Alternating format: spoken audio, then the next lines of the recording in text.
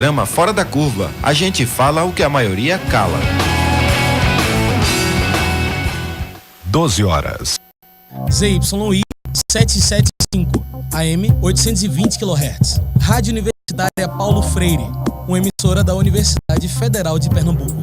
A Rádio Paulo Freire inicia sua emissão em caráter experimental, direto dos estúdios no campus da UFPE. Participe pelas redes sociais e diga de onde você ouve. Procure por Rádio Universitária Paulo Freire no Instagram, Twitter ou Facebook e interaja com a gente.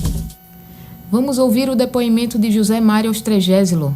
Ele fala sobre a Rádio Universitária Paulo Freire, do seu surgimento e ressurgimento. A Rádio AM foi a primeira emissora criada pela Universidade Federal de Pernambuco.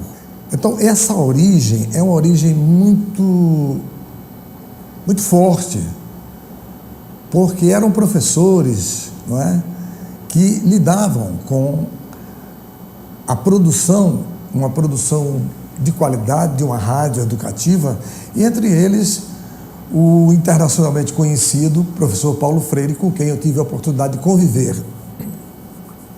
Pessoa maravilhosa e que tinha um método de alfabetização revolucionário que foi desenvolvido e aplicado em muitos países do mundo. Além da programação efetivamente educativa, focada na questão educacional, numa educação amplo senso, falar de cinema, falar de música, falar da cultura pernambucana. A rádio volta com a característica da sua história, da sua origem. Uma rádio feita pelos professores, feita pelos alunos e feita também pela sociedade civil.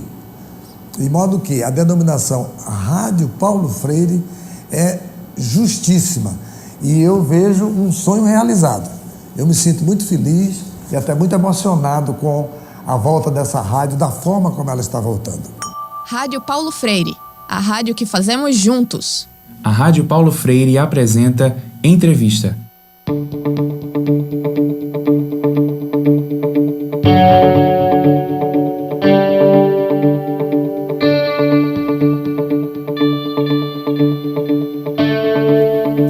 Boa tarde, ouvintes da Rádio Universitária Paulo Freire. Começa agora mais um programa especial da transmissão experimental da rádio que fazemos juntos e juntas. Eu sou o Roberto Peixoto, estudante de jornalismo da UFPE, e este é um programa especial de entrevista dessa transmissão experimental da 820 AM. E eu sou Lucas Lopes, também estudante de jornalismo da UFPE, e hoje vamos conversar sobre a atuação do Ministério Público Eleitoral no Brasil na fiscalização das eleições, sobre a atuação do Poder Legislativo aqui no Grande Recife, e sobre a dificuldade de obter informações em nosso país podem contribuir para a melhoria política de transparência em Pernambuco. E nós gostaríamos de lembrar que você pode acompanhar essa discussão aqui pelas ondas da Universitária 820 AM, como também pela nossa transmissão ao vivo no Facebook. Basta acessar facebook.com/Rádio Universitária Paulo Freire. Bem, como já conversamos na segunda-feira aqui na Paulo Freire com a fundadora do portal Pernambuco Transparente, Raquel Lins, o acesso aos mais diferentes tipos de dados de interesse público é uma ferramenta poderosa para toda a nossa sociedade.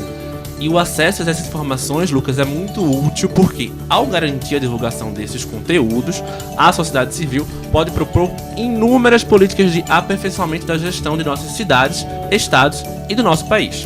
E para que essas informações possam ser utilizadas para o benefício de todos nós, é preciso, claro, que esses dados estejam abertos, ou seja, quando uma informação estiver livre para acesso, uso, modificação e compartilhamento. E desde 2012, com a criação da Lei de Acesso à Informação, a chamada LAI, qualquer pessoa pode solicitar qualquer informação aos estados e municípios, aos poderes executivo, legislativo e judiciário do nosso país, desde que, claro, a publicação desses dados não ameace a segurança da sociedade ou do Estado. O que significa é que qualquer pessoa pode ter acesso à informação produzida por todos os órgãos públicos do país, mas essas informações precisam ser, portanto, livres para o acesso. Entretanto, para que isso ocorra, há diversos empecilhos. Fazer um pedido via lei de acesso à informação é, de fato, muitas vezes uma tarefa trabalhosa. Negativas de acesso a dados que deveriam ser públicos não são raras e de longa espera para as informações é bastante frequente. Por isso, hoje, trouxemos a Mariana Brito da Fonseca para conversar com a gente. Mariana é graduanda do 7º período de Ciência Política da UFPE e estuda análise de dados, comportamento político, fiscalização do poder legislativo aqui no Grande Recife e também órgãos de fiscalização da função judiciária nas eleições na América Latina. Ou seja, aqui no Brasil ela trabalha com a questão da fiscalização do Ministério Público Eleitoral. Não é mesmo? Bem-vinda, Mariana. Isso mesmo. Muito obrigada pelo convite, Lucas e Ricardo. É um prazer imenso estar aqui. Eu espero contribuir bastante com o conhecimento, né? Porque, assim, conhecimento é a nossa chave para fiscalizar o poder público e para correr atrás dos dados aí que não estão transparentes. É isso, a gente fica feliz também por ter você aqui com a gente. Primeiramente, então, eu queria saber uma questão, assim, essencial. Explica pra gente, Mariana, qual é a função do Poder Legislativo, o que é o Poder Legislativo, que é uma das áreas do teu estudo? Então, né, eu estudo bastante o Poder Legislativo a nível municipal. Então, ultimamente, eu tenho observado a atuação desse Poder Legislativo nas cidades da região metropolitana do Recife, mais especificamente em Jaboatão de Guararapes e a nossa capital, né, a capital de Pernambuco, Recife. Então, o Poder Legislativo Municipal, né, ele é responsável de uma maneira bem básica, ele é responsável pela fiscalização do Poder Executivo, ou seja, a Prefeitura, e também, como o próprio nome já diz, por legislar sobre assuntos, né? Então, ele pode legislar sobre, por exemplo, o plano plurianual, ele pode legislar sobre o orçamento do município anual ou mensal. E, por exemplo, ele pode estabelecer os tributos do município, autorizar concessões e também as normas de desenvolvimento, né, do município, de desenvolvimento econômico, e também em relação a logradouros, ele pode definir o nome desses logradouros, etc. Bem, Mariana, eu queria saber, mais ou menos assim, qual é a importância do Poder Legislativo na criação de políticas públicas aqui no Grande Recife. Então, né? O Poder Legislativo tem uma função essencial, que é a de controlar o Poder Executivo. Então, a gente imagina que vão haver poderes, eles são independentes entre si, e a gente imagina também, formalmente falando, que esses poderes não vão exagerar dentro de suas funções, né? Por exemplo, existem funções que são do prefeito e existem funções que são do vereador. Por exemplo, em Jaboatão isso é muito forte, que as pessoas esperam que o vereador vá reformar o campinho do seu bairro. Ou que, por exemplo, o vereador vá te emprestar um carro para que você compareça ao médico, sei lá, toda sexta-feira. Então, isso é muito presente nos municípios. Isso incentiva também um clientelismo bastante forte. Um clientelismo? Isso, assim, dentro do município, né, nos bairros, com as lideranças locais. Então, as pessoas veem os vereadores como aquela pessoa que vai conceder benefícios que, na maioria das vezes, é função do prefeito, né? Porque não é função do vereador consertar o campinho que seu filho joga bola. É função, talvez, do prefeito, né? Se for um campo público, etc. Aí, em relação às políticas públicas, por exemplo, o Poder Executivo, ele vai pensar nessas políticas públicas que são responsabilidade do prefeito, e o Poder Legislativo vai ser responsável por discutir essas políticas públicas e até que ponto elas, de fato, vão beneficiar a população, discutir, por exemplo, como os recursos estão sendo usados nessas políticas públicas, como eles estão sendo aplicados. E, por exemplo, tem um exemplo recente agora em Goiânia, em Jaboatão, que abriram uma comissão parlamentar de inquérito. Porque, por exemplo, em Goiânia é a Comissão Parlamentar de Inquérito do Lixo, está sendo conhecida como a CPI do Lixo. Eu não vou conseguir entrar em mais detalhes sobre isso, mas em Jaboatão, a Comissão Parlamentar de Inquérito, que foi aberta recentemente, foi em relação ao prefeito que alugou, teve um contrato assim milionário de um complexo administrativo da prefeitura, e foi identificado nesse aluguel desse complexo uma série de improbidades. O TCE, o Tribunal de Contas, identificou, e o Poder Legislativo felizmente conseguiu abrir uma comissão parlamentar de inquérito para fiscalizar como esses gastos foram feitos, né, desse complexo administrativo da prefeitura. Então, eu acho que com esse exemplo a gente consegue pensar muito bem como o Poder Legislativo pode influenciar, né, na criação das políticas públicas, né, legislando, e também na fiscalização de como essas políticas públicas estão sendo colocadas em prática. É um exemplo que mostra também a importância da articulação dos poderes, né? Em conjunto, Isso. com o outro. Em relação ao equilíbrio, né? Sim, exatamente. E tu citaste Jaboatão, não foi? Isso. Porque você constatou recentemente num estudo, né, que os municípios de Recife e Jaboatão, eles apresentam um índice de poder legislativo municipal muito abaixo do padrão. O mínimo esperado nesse padrão, segundo o cientista político americano, é 0,6, numa escala que vai de 0 a 1. Mas o Recife atingiu apenas um índice de 0,52 e a cidade de Jaboatão apenas 0,39. Mariana, o que esses dados nos revelam? Explica pra gente, por favor. Eu acho que eu vou explicar mais ou menos, como é que a pesquisa se deu, né? Então, existe esse cientista político, que é o Fish, e ele criou um índice de poderes legislativos, e esse índice foi aplicado dentro da obra dele para países. Então, o que eu fiz? Eu adaptei esse índice para o nível municipal. Então, por hora, a gente tem a replicação desse índice para as cidades de Jaboatão, de Guararapes e Recife. Então, o índice ele vai variar de 0 a 1. Quanto mais próximo de 1, mais poderes legislativos a Casa Legislativa de determinado município tem. Quanto mais próximo de 0, menos poderes legislativos. Então, Jaboatão teve 2 instituições formais analisadas: o regimento interno da Casa Legislativa e a Lei Orgânica Municipal. O que é isso? Então, o regimento interno ele vai ser responsável por reger mais ou menos como vai ser o funcionamento da casa. Vai reger em relação a, como é que eu posso dizer, a estratégia, o mecanismo de voto, se vai ser por maioria simples, em quais situações, por maioria especial, em quais situações, enfim. E as funções, por exemplo, do presidente também, vai definir as comissões especiais, como elas vão ser criadas, ou pelo menos era para definir, porque tem cidades que não têm isso em seus regimentos internos, o que é bastante problemático também. Vai definir também como abrir uma comissão parlamentar de inquérito. Então, são todas essas regras internas, esses pormenores aí que os vereadores precisam se basear para exercer seu mandato, né? E a Lei Orgânica Municipal já vai dizer a respeito ao próprio município, né? Que vai falar sobre o poder executivo, como ele tem que funcionar, o poder legislativo, dentre outras questões, de zoneamento também, etc. Aí, só voltando, né? Eu estava explicando sobre o poder legislativo, isso. Então, esse índice, ele tem alguns indicadores. E aí a gente vai olhar cada indicador, vai ver se está presente em uma dessas instituições e marcar lá se está presente ou não.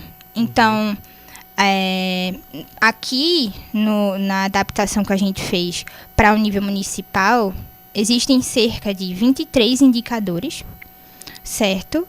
E o que foi identificado também, o que é bastante interessante, é que o Poder Legislativo é como se fosse pelo menos em Jaboatão, né, como se fosse um braço do Poder Executivo, o que é bastante problemático e abre uma discussão bem interessante, né? Então, assim, alguns indicadores, por exemplo, se a legislatura sozinha, sem o envolvimento de qualquer outra agência, pode impedir o prefeito ou substituí-lo, né? O caso do impeachment, que essa discussão está até forte em Camaragibe. Então, por exemplo, no regimento de Jaboatão, isso não está previsto especificamente, está de uma forma bastante vaga. Já no regimento do Recife, sim, está. Aí, enfim, aí a gente tem esses 23 indicadores, aí a gente coloca sim ou não, no final faz o cálculo. E a pesquisa ainda está em andamento, existe uma série de questões metodológicas, teóricas, que precisam ser revisadas. Então, isso tudo aqui é bastante preliminar. Além da própria pesquisa de análise de conteúdo das instituições formais, é também importante a gente fazer, por que não, uma etnografia da Câmara, ou sei lá, uma imersão dentro da Câmara, sabe? Para identificar melhor como é que esses mecanismos funcionam. Então, para Jaboatão, a gente tem o índice de 0,39 e para o Recife a gente tem o índice de 0,52. Eu acho que o Ricardo vai falar disso mais na frente, mas esse trabalho também vai ser apresentado no Seminário de Ciência Política e Relações Internacionais, que vai acontecer no CCSA. Então, eu aceito sugestões e quem quiser discutir sobre o trabalho comigo, por favor, se sinta convidado, eu ficaria muito feliz. É claro. Mariana, o que pode ser feito para melhorar esse índice? Tu pode explicar para a gente? Sim. Então, como o índice se baseia em 2 instituições formais específicas, a gente identifica, pelo menos eu identifiquei, uma série de...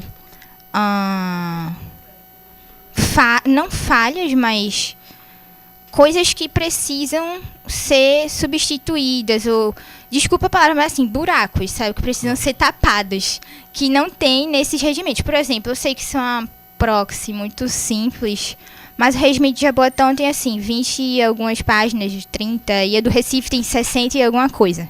Então acho que já dá pra você saber mais ou menos que não tem tanta coisa assim, sabe, nesses regimentos.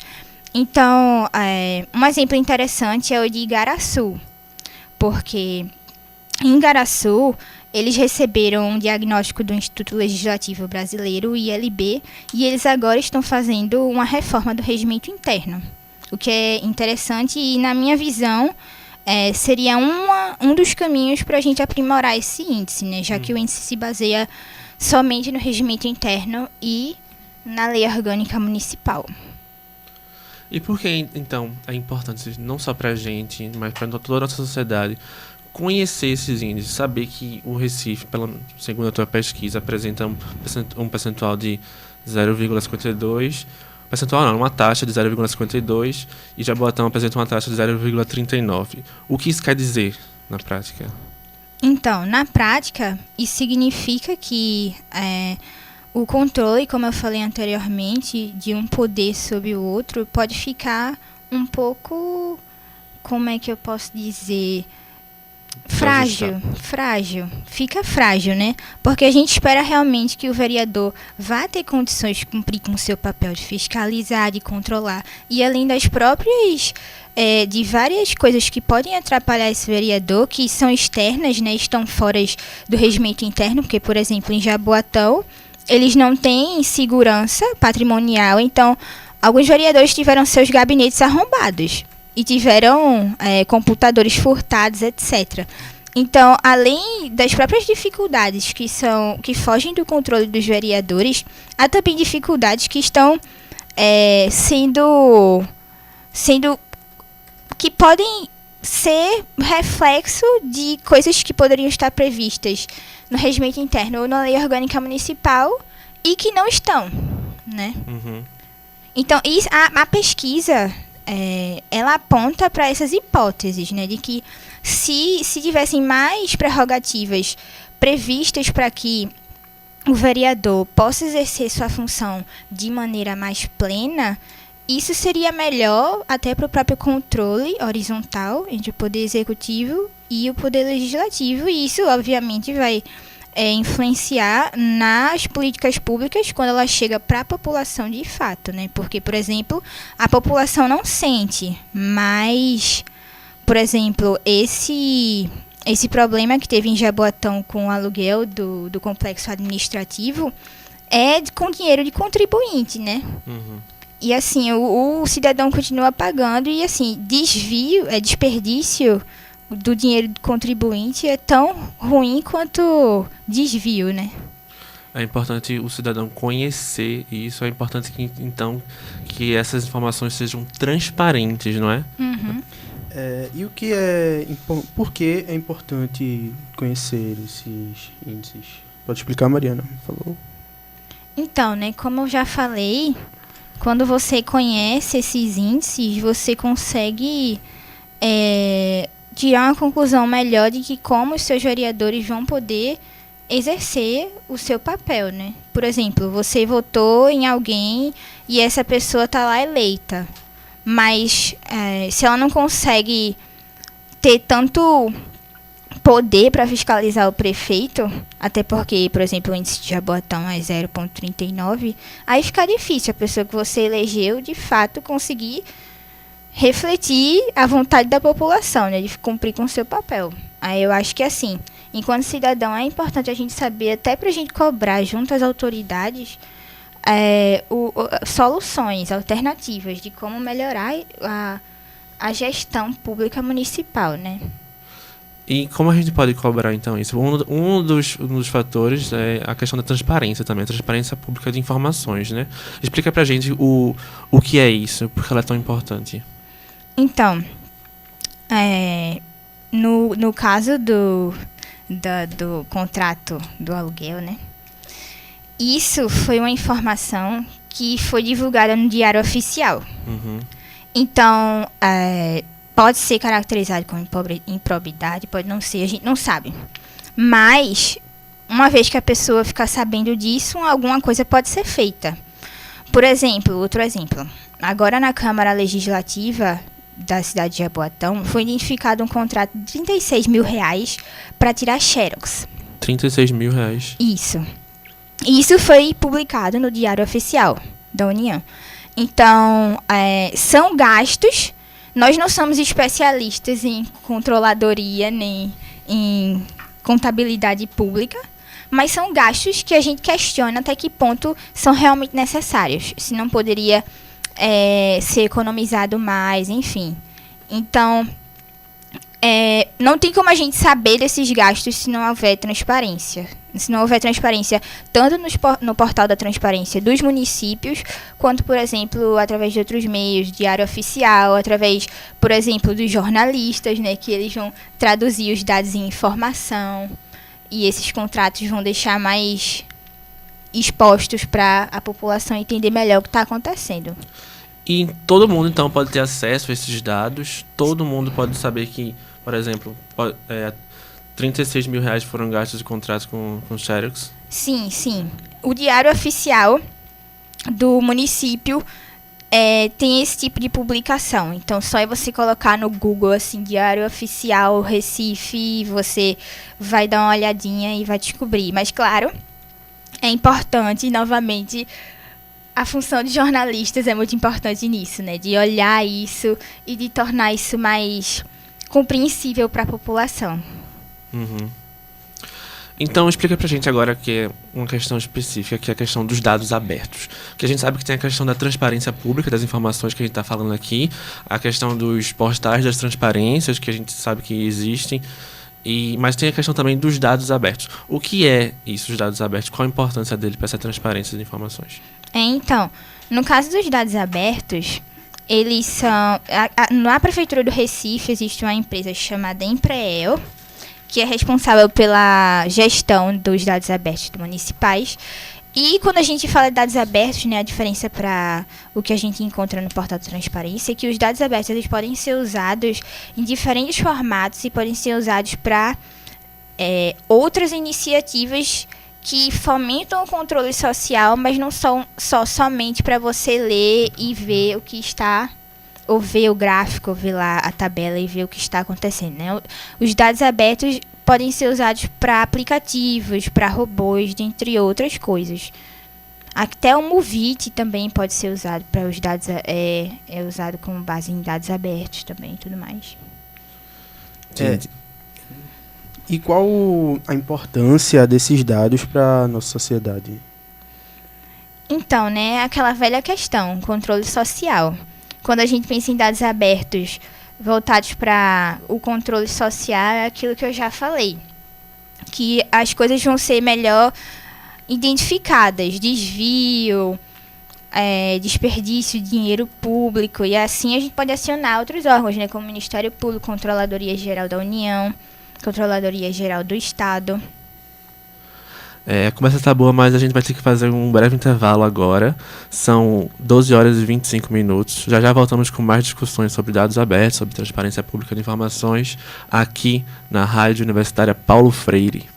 ZYI 775, Rádio Universitária Paulo Freire, AM 820 kHz, uma emissora da Universidade Federal de Pernambuco. Vamos ouvir agora o depoimento de Daniela Tavares, que é terapeuta ocupacional e membro da Cátedra Paulo Freire. Ela fala sobre os princípios freirianos e a educação popular em saúde. Não é muito do conhecimento de todo mundo, mas os princípios da obra freiriana, como a amorosidade, construção compartilhada do conhecimento, o diálogo, são princípios de uma das principais políticas públicas que a gente tem hoje na saúde, que é a educação popular em saúde. A educação popular em saúde, ela visa não só nortear como os profissionais vão interagir com as pessoas que procuram serviços de saúde, mas também a formação dos futuros profissionais. Uma das características que a gente vê mais forte é a perspectiva que Paulo Freire traz para a gente de que nós somos seres inacabados. Enquanto seres inacabados, nós podemos transformar a nossa realidade. Então, essa é uma crença básica de qualquer profissional de saúde, né, que se depara com pessoas que têm múltiplas dificuldades no seu dia a dia, desde uma dificuldade física, por exemplo, uma criança com paralisia cerebral. Se eu não acredito que aquela pessoa, apesar de suas limitações, de suas dificuldades, ela pode transformar o seu cotidiano, eu não consigo justificar e pensar a minha intervenção. Então, a obra de Paulo Freire, ela traz para o profissional de saúde conhecimento técnico, metodológico, que permite esperançar as nossas práticas, né? Trazer força para as nossas práticas e, principalmente, trazer os sujeitos para que eles não sejam pacientes. Né? Eu acho que isso é a principal coisa. Então, quando a gente usa uma perspectiva de Paulo Freire na saúde, a gente vai no sentido contrário da concepção de paciente, daquele que espera a ação do profissional que vai solucionar os problemas. E a gente vai no sentido da humanização, no sentido da construção dele enquanto sujeito ativo, produtor da sua própria saúde. Rádio Paulo Freire, a rádio que fazemos juntos.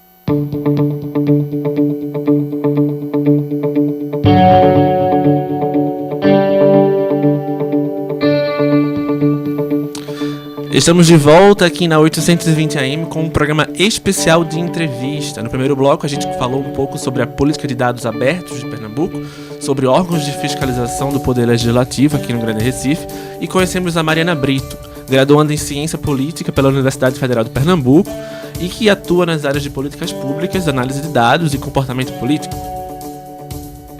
E eu queria lembrar você que também pode acompanhar essa discussão através das nossas redes sociais. É só acessar @Rádio Paulo Freire no Instagram e @PauloFreireUFPE no Twitter. No Facebook é só procurar por Rádio Universitária Paulo Freire. Como a gente já ouviu hoje, a lei de acesso, em tese, é simples. Qualquer cidadão ou organização pode solicitar a qualquer órgão público informações sobre a gestão das esferas governamentais. Mas na prática, como já conversamos, quem enfrenta muitos problemas de representatividade, associação... Enfim, a lei de acesso à informação é uma legislação de fato recente, né? Foi criada recentemente, se eu não me engano, foi em 2011. E a gente vai falar um pouquinho sobre ela agora. Mariana, explica pra gente um pouquinho sobre o que é a lei de acesso à informação, por que ela é tão importante. Então, eu consigo explicar de uma maneira bem básica, né?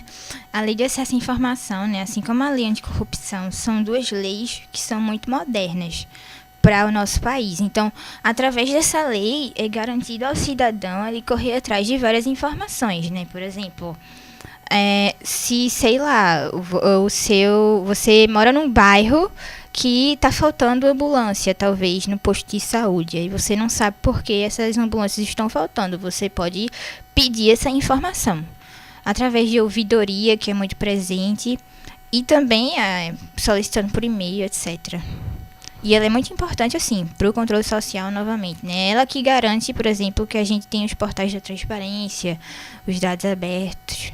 E quem é que pode fazer um pedido de lei de acesso à informação? Qualquer pessoa pode fazer esse pedido de acesso à informação, né? Qualquer pessoa mesmo, para qualquer órgão público. Qualquer órgão público somente ou também empresas podem... Público. Certo. Segundo a Fundação Getúlio Vargas e a Open Knowledge Brasil, 136 bancos de dados de 8 grandes municípios brasileiros apresentam apenas 25% de informações adequadas. O levantamento, chamado de Índice de Dados Abertos para as Cidades, encontrou 429 problemas para o acesso e utilização dos dados públicos disponíveis nos municípios de São Paulo, Belo Horizonte, Rio de Janeiro, Brasília, Porto Alegre, Uberlândia, Natal, Salvador e Mariana. E Salvador, perdão. Mariana, como é que você avalia a transparência dos nossos municípios, especificamente aqui no Recife, que foi o objetivo do teu estudo? Eu tenho muita proximidade, né, na verdade, com Jaboatão e Recife. Acho que mais com Jaboatão do que com Recife. Mas, assim, em relação à transparência, né, existe o portal da transparência em Jaboatão, existe o portal da transparência no Recife, existe os diários oficiais. O que foi discutido, por exemplo, no evento recente do Open Data Day, que foi no sábado, é que o acesso a esses portais tem baixado. As pessoas têm deixado de acessar esses portais, né, nos últimos anos. No último ano, no caso 2018.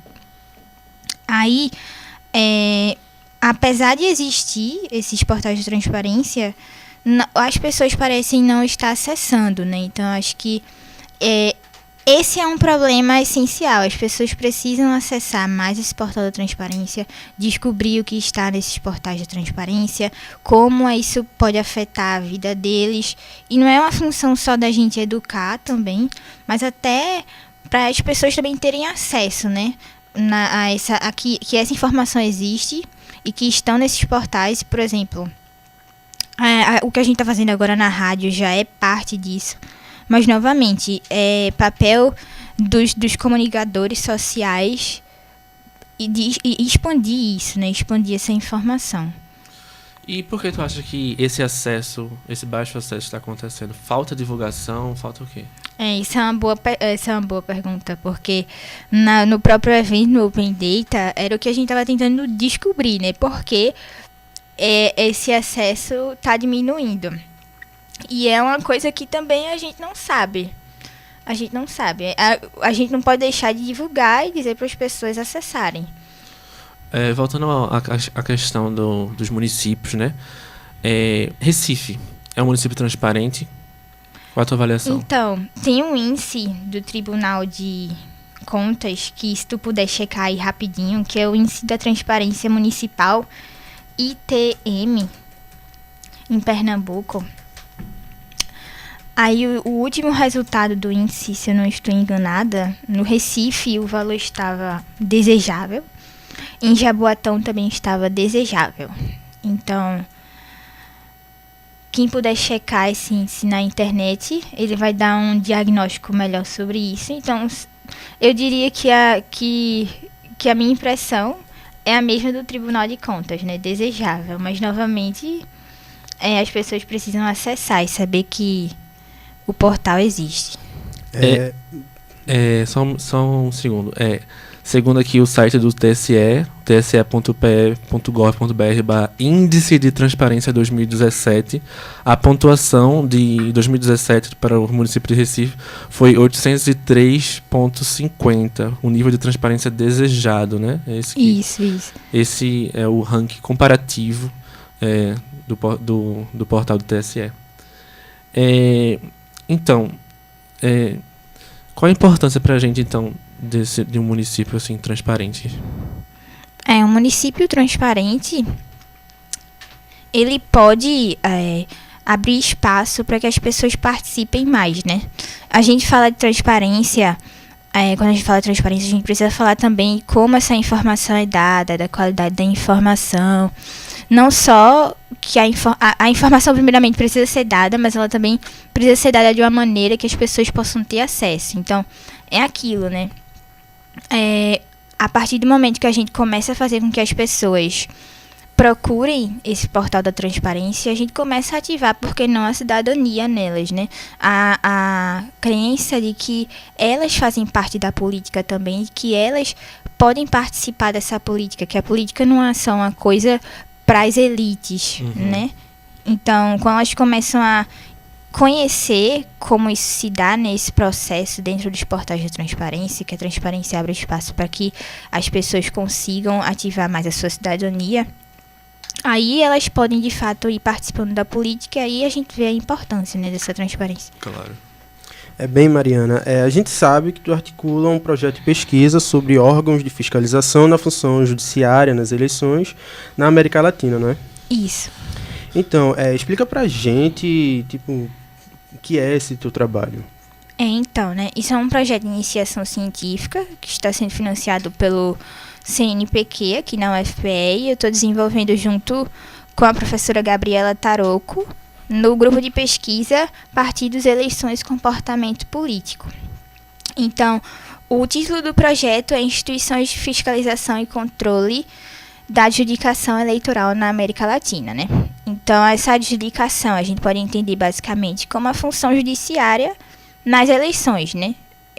Que é exercida pelo Tribunal Superior Eleitoral e Tribunal Regional Eleitoral, que é de julgar os crimes eleitorais, dentre outros conflitos. Então, no Brasil, o órgão que é responsável por fiscalizar a adjudicação e controlar a adjudicação é o Ministério Público Eleitoral. E em outros países da América Latina são as fiscalias. Então, o meu trabalho, a função dele é mapear essa instituição, cujo nome no Brasil é Ministério Público Eleitoral, mas em outros países é chamado de fiscalia, como eu já falei, mapear a partir de algumas variáveis, né? Por hora, a gente tem as variáveis, se a instituição é vinculada ao Poder Executivo, ao Poder Legislativo, ao Poder Judiciário, ou se é independente. E o ideal é que ela seja independente, mas em outros países, ao longo dos anos, ela tem sido vinculada, por exemplo, ao Poder Judiciário, né? Como é o caso da Argentina, que foi até 1993.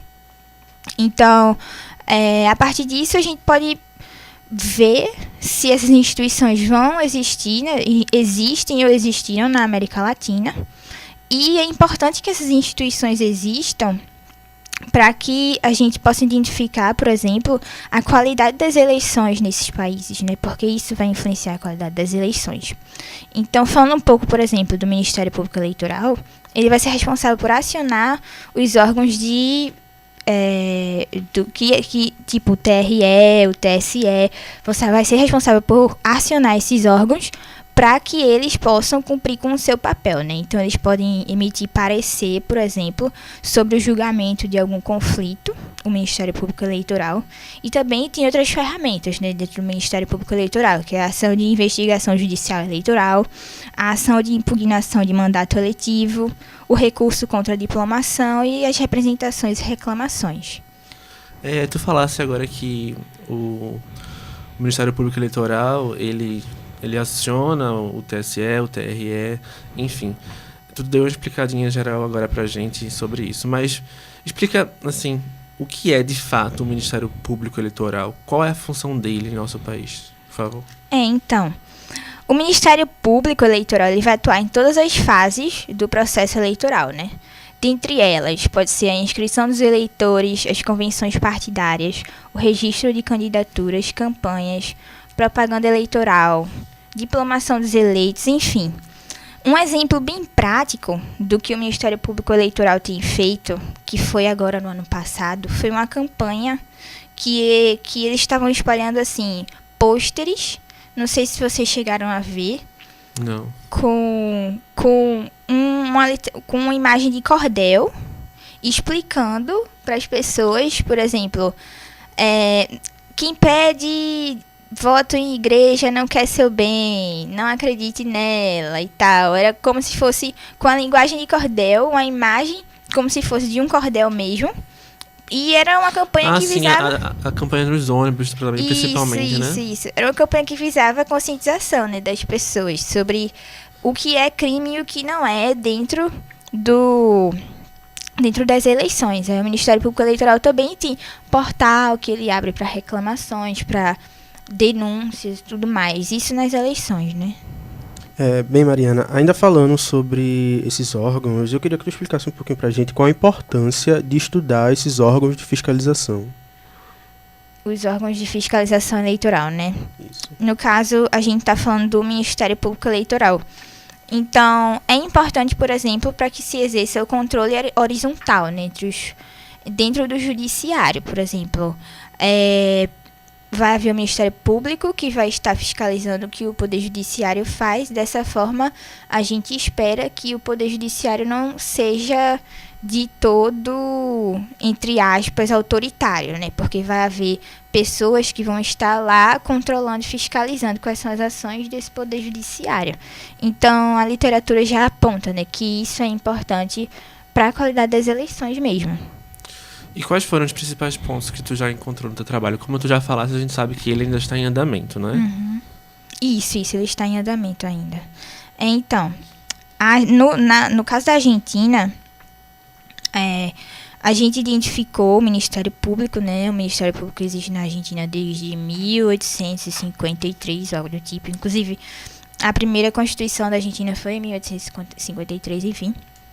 Então, o Ministério Público, ele tinha uma configuração definida por legislação a nível das províncias. Então, de 1983, desde a redemocratização até 93, a maioria das províncias, com exceção de uma, tinha um Ministério Público vinculado ao Poder Judiciário. Aí depois, com a Constituição de 1994, o Ministério Público começou a ficar independente, né, desse poder, do Poder Judiciário, inclusive nas províncias. Então, não consegui identificar até agora a função eleitoral dentro desses ministérios públicos, dentro das legislações principais, que são referentes a eleições, como o Código Eleitoral e as Constituições, mas existe a legislação que é ordinária, que rege sobre a função eleitoral dessas instituições, principalmente nos últimos anos, né, assim, 2015 e 2017. No caso do Ministério Público Brasileiro, ele é um órgão híbrido, né? Ele é dividido entre Ministério Público Federal e Ministério Público Estadual. Então, no Ministério Público Federal, a gente tem a Procuradoria Geral Eleitoral e a gente tem os procuradores regionais eleitorais.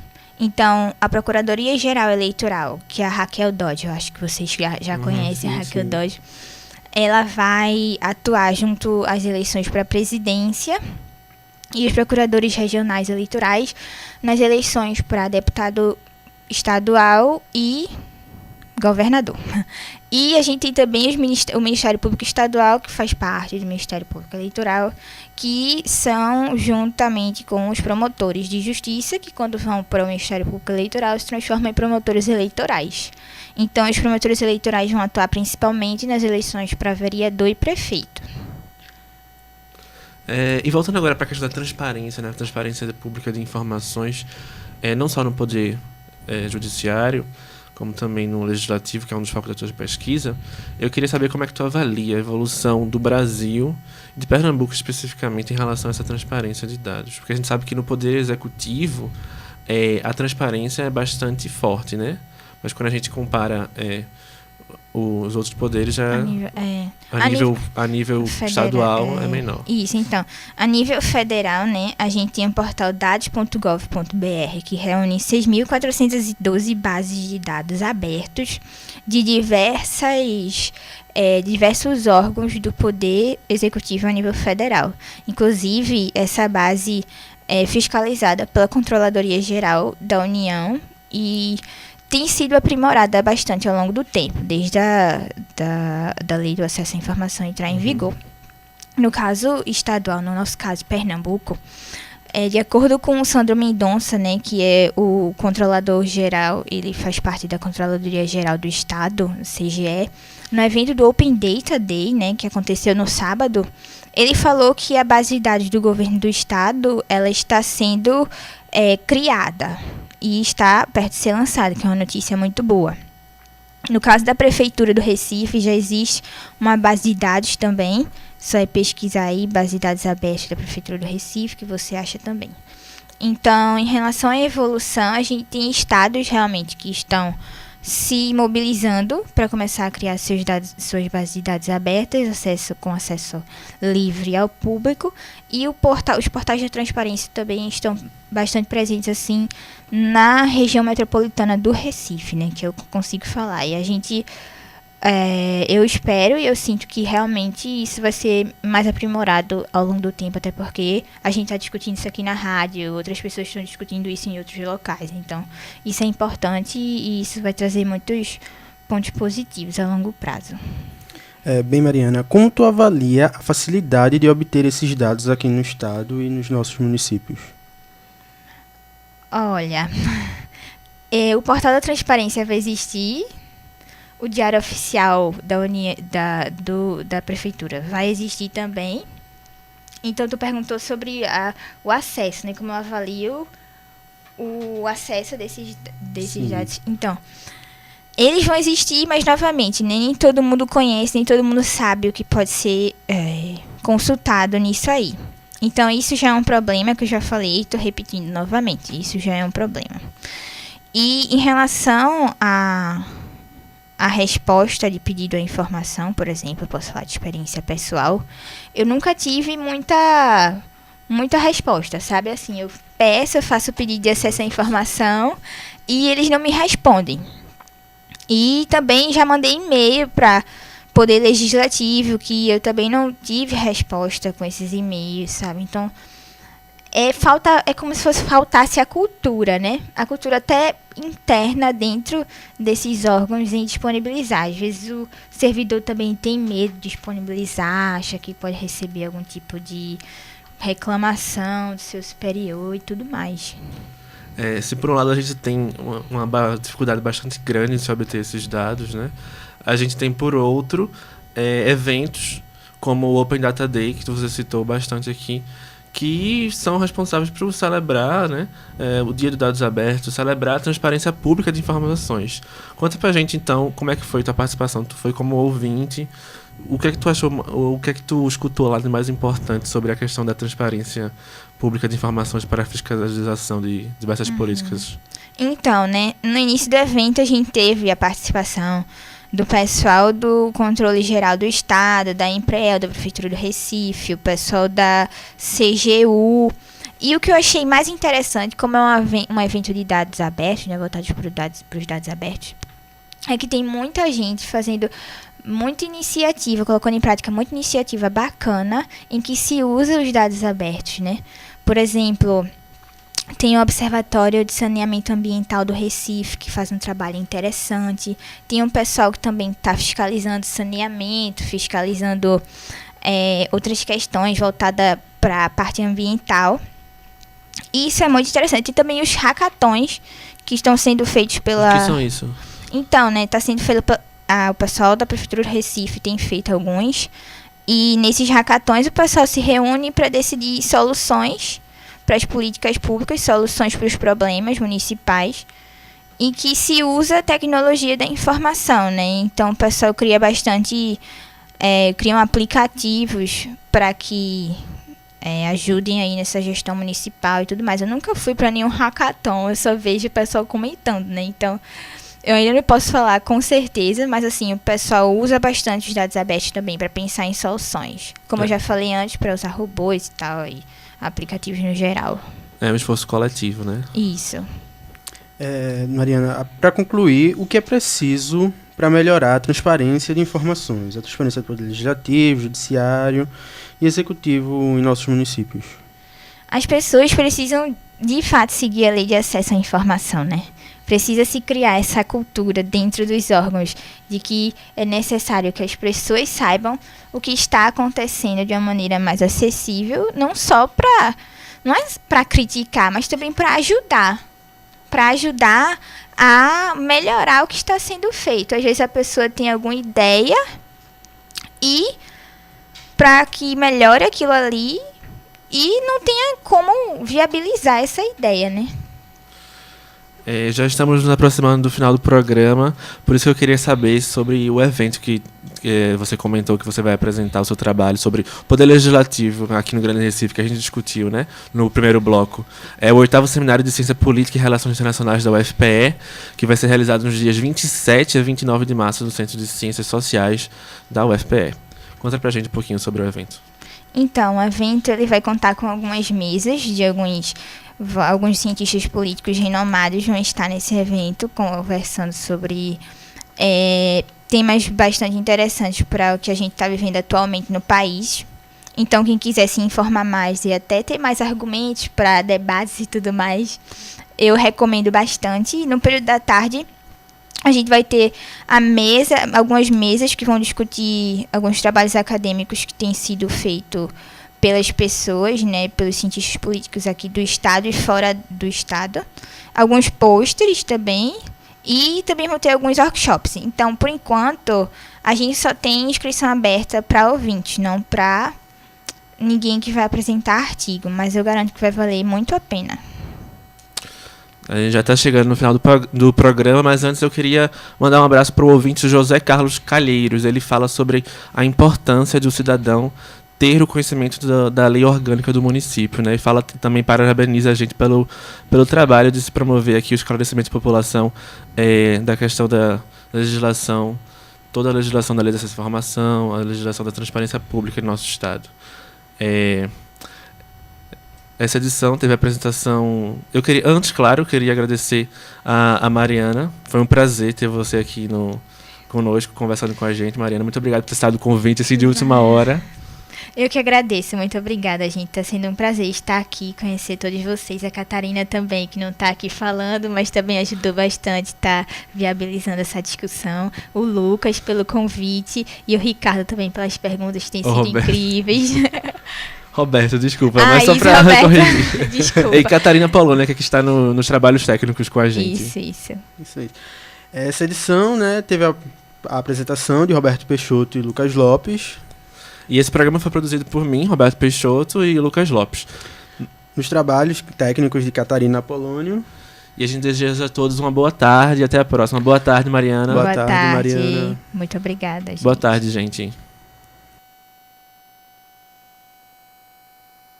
775, Rádio Universitária Paulo Freire AM, 820 kHz. Uma emissora da Universidade Federal de Pernambuco. Vamos ouvir Dimas Veras, professor de História do Instituto Federal da Paraíba. Ele fala sobre a criação da Rádio Universidade por Paulo Freire em 1962.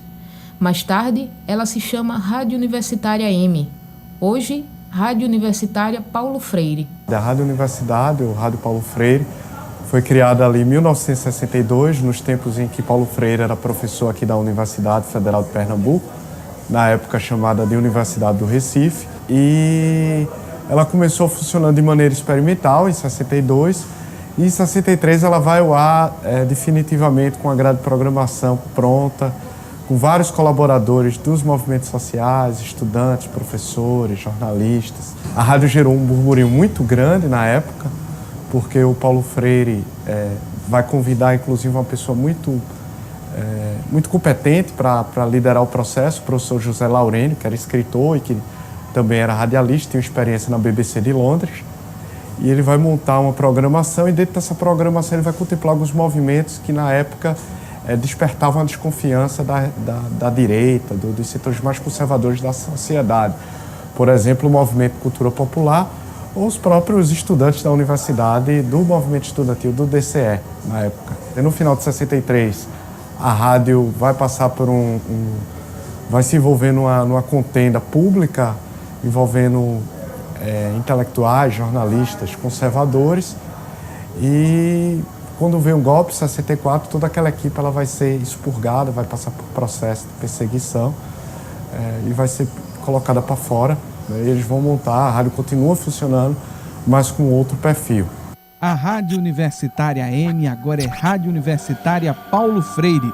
A Rádio Paulo Freire vai proporcionar uma construção de saberes compartilhados. Estabelecer uma conexão entre né, o conhecimento acadêmico, as pesquisas e o público em geral. Vai dar escoamento para a produção dos alunos. Pode qualificar a nossa prática pedagógica em comunicação, porque nós vamos ter um espaço de experimentação. Uma formação que desperte no estudante a consciência da importância do trabalho do comunicador na sociedade e, sobretudo, nesse viés da comunicação pública. O sonho, assim, de ver uma Rádio Paulo Freire seria de a gente ir nesse fluxo contrário, né? Esse é o grande papel de uma rádio pública, de uma emissora pública. É levar e trazer a voz das pessoas. Resgatar os ideais de Paulo Freire, da participação, do debate público, a importância da educação como emancipação humana. Vai ser muito importante para colocar em prática tudo aquilo que a gente está vendo nas salas de aula. Que a gente possa ter uma troca de conhecimento. A minha expectativa é muito grande, porque é um sonho. E um sonho que a gente tem sonhado junto. E um sonho que a gente sonha junto vira realidade. Rádio Paulo Freire, a rádio que fazemos juntos.